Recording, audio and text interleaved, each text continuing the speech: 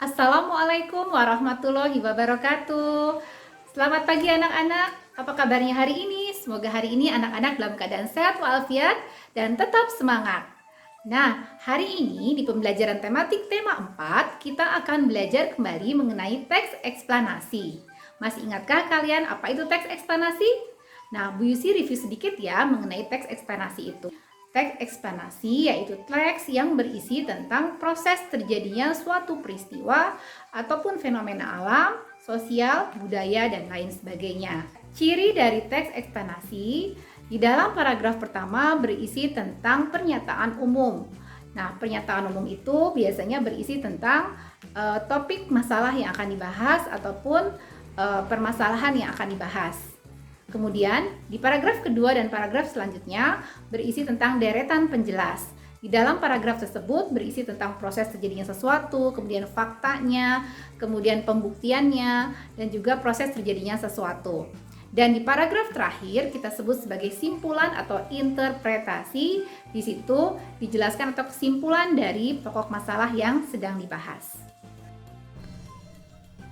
Tujuan pembelajaran kita hari ini yang pertama adalah siswa dapat menemukan informasi penting dari teks eksplanasi yang dibaca berdasarkan struktur teksnya. Yang kedua, siswa dapat menuliskan informasi penting dari teks yang dia dengar.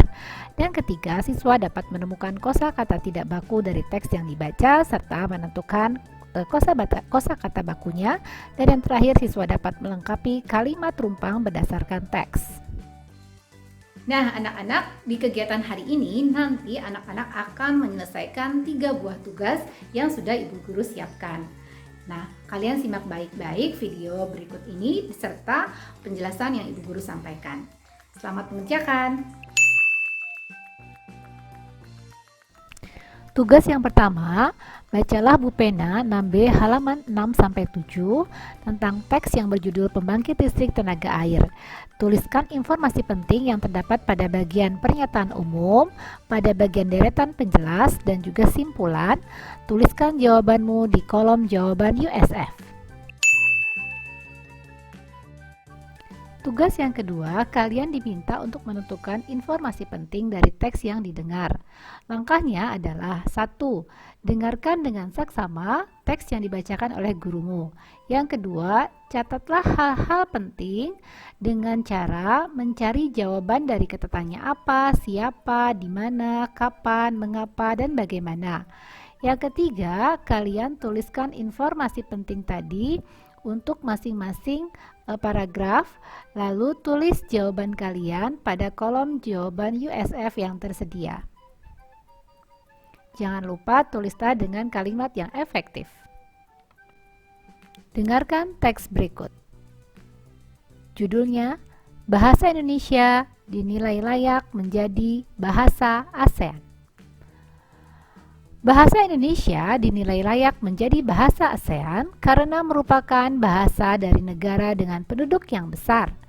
Bahasa Indonesia berasal dari negara dengan penduduk sekitar 250 juta, seharusnya bisa menjadi bahasa ASEAN, kata Guru Besar Tetap Bidang Linguistik Universitas Mataram, Profesor Dr. Mahsun MS. Menurut Mahsun, bahasa Indonesia memang hanya memiliki 90.000 kosakata, tetapi mempunyai strategi gramatikal untuk menciptakan kata baru. Sehingga bahasa Indonesia merupakan bahasa yang kaya. Misalnya, dari kata hati banyak dikembangkan menjadi mata hati, jatuh hati, patah hati, dan lainnya. Atau dari kata anak berkembang lagi menjadi peranakan, kekanakan, kanak-kanak, dan sebagainya. Jelas Mahsun. Pada kesempatan yang sama, budayawan Indonesia Frans Magin Suseno atau akrab dikenal dengan Romo Magnis menilai bahasa Indonesia layak menjadi bahasa global. Dalam bahasa Indonesia, kita bisa ungkapkan apa saja. Jadi masuk akal kalau bahasa Indonesia diakui di ASEAN. Bahasa Indonesia itu sempurna, tidak kaku, dan bisa berkembang, ujarnya. Oleh sebab itu, ia menyayangkan semakin banyak generasi saat ini yang merasa lebih percaya diri menggunakan bahasa Inggris sebagai bahasa utama ketimbang menggunakan bahasa Indonesia. Bagi saya, mengherankan orang Indonesia pakai bahasa Inggris di rumah. Kemampuan bahasa Inggris cukup dipelajari sebaik mungkin sebagai bahasa asing. Saya dukung orang kita bisa bahasa asing, bisa maju. Tetapi kalau bahasa Indonesianya sebagai bahasa ibu diganti, rasanya kosong karena tidak menyentuh ke hati. Jelas Romo Magnis yang belajar bahasa Indonesia sejak tahun 1962 itu. Nah, anak-anak, demikian teks tadi. Silakan kalian ulangi lagi untuk memperoleh informasi penting dari masing-masing paragraf.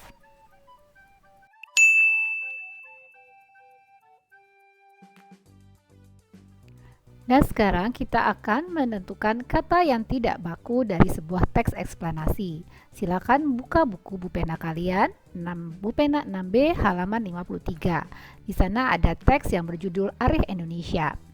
Silakan baca dengan saksama, lalu tentukan kata-kata yang tidak baku, lalu selanjutnya nanti kita akan bersama-sama menentukan apa kata bakunya. Nah, sudah dibaca? Baik, kata tidak baku yang pertama adalah project. Seharusnya proyek. 2. Mensalurkan. Tidak baku, seharusnya menyalurkan. Yang ketiga, diperoleh dengan tulisannya dipisah antara di dengan peroleh. Seharusnya diperoleh itu disatukan karena peroleh bukan kata tempat. Yang keempat, pengajian. Pengajian ini tidak sesuai dengan judul teks, jadi seharusnya pengkajian. Yang kelima, di wilayah. Wilayah adalah menunjukkan tempat, sehingga seharusnya dipisah di wilayah. Keenam, uji coba. Ini terdiri dari dua suku kata, terdiri dari dua kata, uji dan coba. Jadi seharusnya dipisah. Sumber daya. Terdiri dari dua kata sehingga harusnya sumber daya. Terakhir, dinikmati. Nikmati bukan kata tempat. Jadi seharusnya disatukan menjadi dinikmati.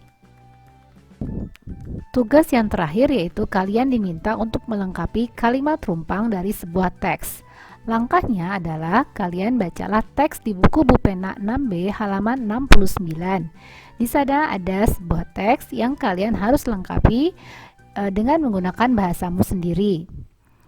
Pastikan dalam menggunakan kalimat harus menggunakan kalimat yang efektif.